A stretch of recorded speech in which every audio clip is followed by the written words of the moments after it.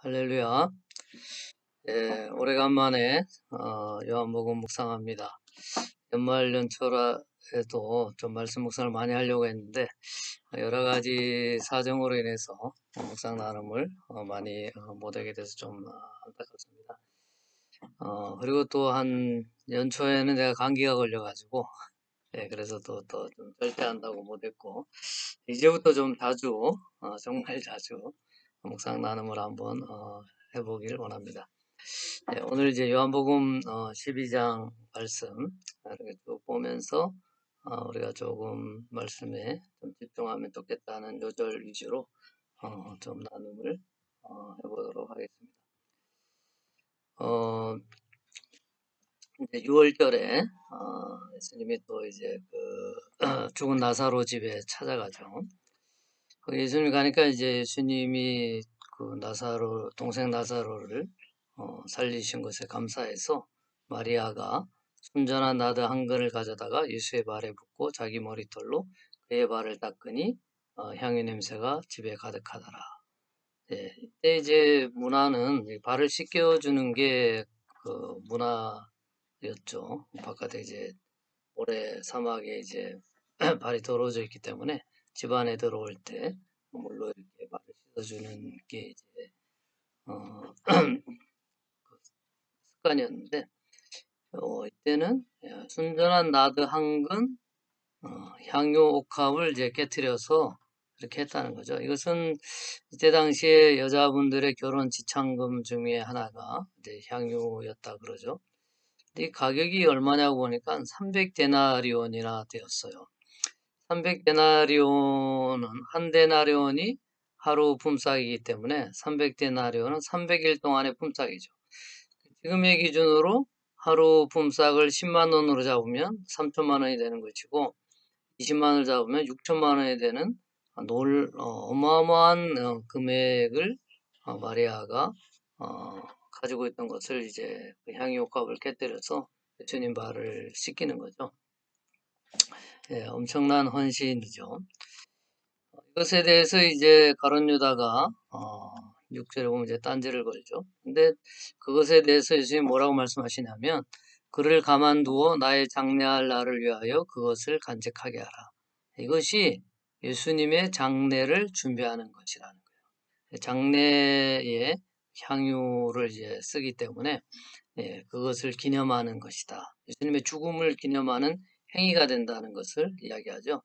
예수님의 생애를 보면 예수님은 그냥 행하는 게 없어요. 기적을 일으키는 거나 말씀하시는 것이나 다 예수님이 이 땅에 오신 목적을 이루는 것에 대해서 목표를 두시고 그렇게 설명해 가시는 것을 볼 수가 있습니다.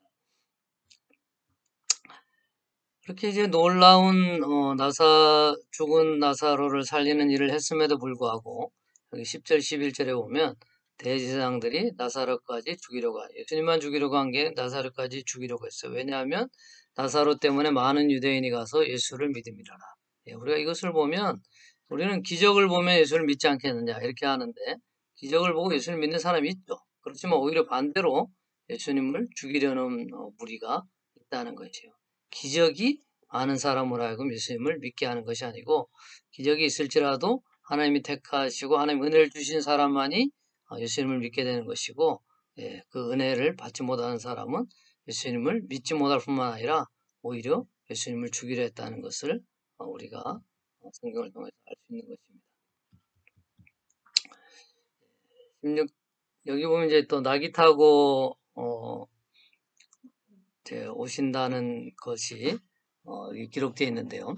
성경에 기록된 대로 이제 예수님이 행하신 것들을 볼 수가 있죠. 16절에 보면 제 아들은 처음에 이를 깨닫지 못하였다가 예수께서 영광을 얻으신 후에 이것이 예수께 대하여 기록된 것임과 사람들이 예수께 이같이 한 것임이 생각났더라. 신약의 모든 것은 구약의 예언이 성취됩니다.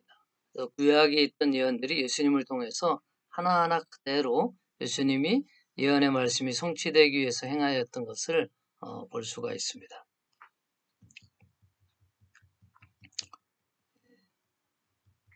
다음에 이제 명절에 예배하러 온 헬라인 몇이 있었는데 이분들이 이런 고백을 합니다. 21절에 그들이 갈릴리 베세다 사람 빌립에 가서 청하여되 선생이여 우리가 예수를 배우고자 하나이다. 우리가 결국 하는 것이 무엇이에요? 예수님을 알기 위해 원하는 것이죠. 우리가 교회에 와서 세상 거 배우러 온 게 아니고 하나님의 말씀 듣기 위해서 우리가 모이는 것이죠. 그래서 하나님을 알기 위해서 우리가 평생에 노력해야 되고 믿는 사람은 그 하나님의 사랑을 더 깨닫기 위해서 우리가 노력해야 되는 줄로 믿습니다. 이 헬라인들의 고백이 저와 여러분의 고백이 되기를 예수님의 이름으로 축복합니다. 24절부터 보면 예수님이 유명한 구절이죠. 내가 진실로 진실로 너희에게 이르노니 한 알의 밀이 땅에 떨어져 죽지 아니하면 한 알 그대로 있고 죽으면 많은 열매를 맺느니라. 자기 생명을 사랑하는 자는 잃어버릴 것이요 이 세상에서 자기 생명을 미워하는 자는 영생하도록 보전하리라. 예. 그래서 우리도 뭐 하나님 일하에 대해서 뭐 많은 열매를 맺자 이렇게 하는데 이것은 이제 우리를 설명하는 것이 아니고 예수님 자신을 설명하는 것이죠. 예수님이 하나님 일할로 땅에 떨어져서 그 열매로 저와 여러분의 삶이 영생이 또 주어졌다는 것을 믿고 감사해야 된다고 생각합니다. 26절에 보면 사람이 나를 섬기려면 나를 따르라. 나 있는 곳에 나를 섬기는 자도 거기 있으리니 사람이 나를 섬기면 내 아버지께서 그를 귀히 여기시리라. 나 있는 곳에 나를 섬기는 자도 거기 있다. 예수님 있는 곳에 이제 천국이죠. 그래서 사람이 나를 섬기면 나를 예수님을 따르는 것이 예수님을 섬기는 것이죠. 예수님을 섬기는 것이 예수님을 따르는 것이고 그 길은 고난의 길이 될 수 있고 뭐 때로 심하면 순교의 길이 될 수도 있어요. 근데 우리는 예수님을 따른다고 했을 때 세상의 복, 기쁘고 즐겁고 편안하고 돈 많고 이런 것만을 생각할 수 있지만 예수님이 이 땅에 오셔서 보여준 예수님의 삶은 그런 편안하고 안락한 삶이 아니었죠. 그래서 우리가 예수님을 따르고 섬긴다는 것은 많은 대가의 지불이 있을 수 있다는 것을 말씀드립니다. 그리고 뒷부분에 보면 37절에 이렇게 많은 표적을 그들 앞에서 행하셨으나 그를 믿지 아니하니 아까 설명했죠. 표적이 예수 그리스도의 믿음을 크게 하는 것이 예수 그리스도를 향한 믿음을 크게 하는 것이 아닌 것입니다. 그런데 이렇게 믿지 않는 것에 대해서 성경이 설명해 주고 있습니다. 39절 40절에 그들이 능히 믿지 못한 것은 이 때문이니 곧 이사야가 다시 일렀으되 그들의 눈을 멀게 하시고 그들의 마음을 완고하게 하셨으니 이는 그들로 하여금 눈으로 보고 마음으로 깨닫고 돌이켜 내게 고침을 받지 못하게 하려 함이라 하였습니다. 누가 못 믿게 한 거요? 하나님이 그들의 마음을 완고하게 해서 믿지 못하게 했다는 것이에요. 출애굽기에서도 보면 하나님 바로의 마음을 완고하게 하셔가지고 모세의 말을 듣지 않고 버티게 하셨다 이렇게 되어 있죠. 하나님이 하시는 것입니다. 구원도 우리가 하는 것이 아니고 하나님의 주권에 달려 있음을 성경이 말씀해 주고 있는 것이죠. 42절에 그러나 관리 중에도 그를 믿는 자가 많되 바리새인들 때문에 드러나게 말하지 못하니 이는 출교를 당할까 두려워함이라. 그들은 사람의 영광을 하나님의 영광보다 더 사랑하였더라. 저와 여러분도 그러지 않습니까? 예수님을 믿게 되었어요. 하나님의 은혜로. 그렇지만 많은 세상에 나와 관련된 사람들과의 관계에서 내가 예수 그리스도를 믿는다는 것을 드러내게 될 때 그들과의 관계가 깨질까 봐서 두려워하고 힘들어하지는 않습니까? 예수 그리스도를 믿는 관리들 중에서 바리새인들을 무서워해서 예수님을 이렇게 믿는다고 고백하지 못하고 떳떳하게 살아가지 못하는 사람들이 많이 있었다는 것이죠. 저와 여러분은 그러한 삶을 살아가지 말아야 되겠습니다.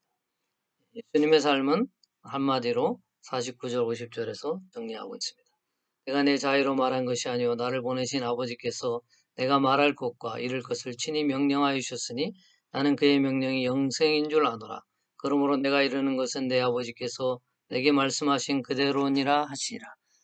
우리가 취해야 될 자세는 예수님도 하나님 본체시지만 하나님의 음성을 듣고 하나님이 말한 것만을 내가 말했다. 자유로 말하지 않았다. 하물며 우리가 우리의 뜻, 내 자의로 말하는 것이 아니고 하나님이 나에게 무엇을 원하신지를 깨닫고 하나님의 말씀에 비추어서 우리가 우리의 삶이 살아가야 될 줄로 믿습니다. 네, 오늘 말씀 통해서 우리의 삶이 기적이나 표적만을 따라가는 것이 아니라 진리 되신 예수님을 알고 또 주님께서 나에게 원하시는 것이 무엇인지 그것이 고난의 길이든 또 많은 사람에게 능력받는 길이들이라도 하나님 앞에 우리가 감당하고 나아가는 저와 믿음의 청년들, 또 믿음의 시대들이 되기를 예수님의 이름으로 축원합니다. 네, 이제 좀 더 자주 뵙겠습니다. 사랑합니다. 샬롬.